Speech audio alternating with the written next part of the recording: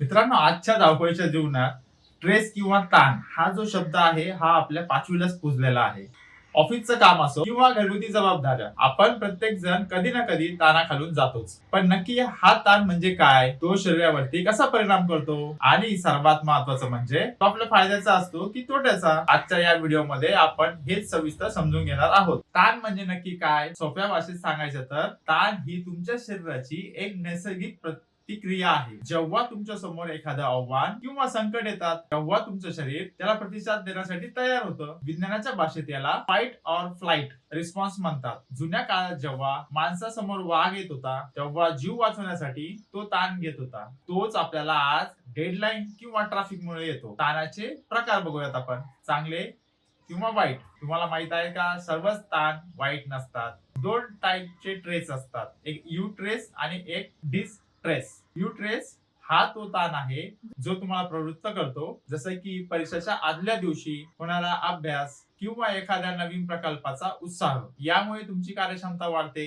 Distress नकारात्मक ताण, जेव्हा ताण प्रमाणाबाहेर जातो आणि खूप काळ टिकतो त्यावेळेस तो घातक ठरतो. यामुळे भीती, चिंता आणि शारीरिक आजार जडू शकतात. ताणाची लक्षणे कशी ओळखाल, तुमच्या शरीरामध्ये ताण वाढलाय हे तुम्ही कसं ओळखाल? शारीरिक ताण पाहूयात आपण. शारीरिक ताण मध्ये डोकेदुखी, थकवा जाणवणे, झोप न लागणे किंवा पचनाच्या समस्या.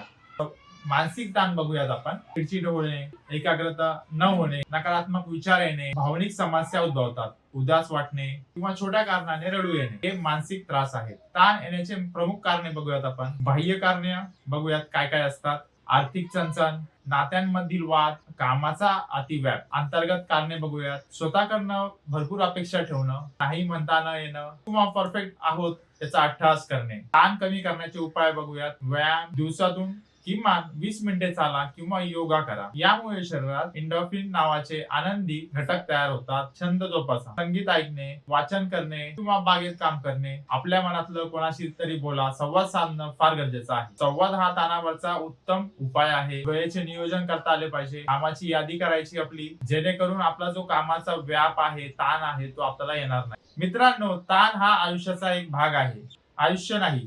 जर तुम्हाला वाटत असेल की ताण तुमच्या नियंत्रणाबाहेर जात आहे तर तज्ञांची मदत घ्यायला लाजू नका. हा व्हिडिओ तुम्हाला कसा वाटला ते कमेंट्स मध्ये नक्की सांगा. अशाच माहितीपूर्ण व्हिडिओसाठी आपल्या चॅनलला सबस्क्राईब करा. काळजी घ्या, आनंदी राहा. थँक्यू.